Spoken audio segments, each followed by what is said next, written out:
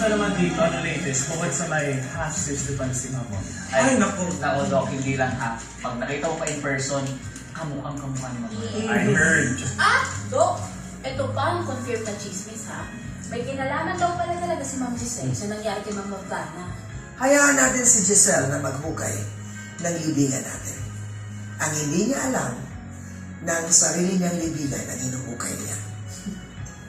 At ngayon, na nasa dulo na siya ng hukay, all we have to do is push her para mahulog siya sa sarili niyang bitag.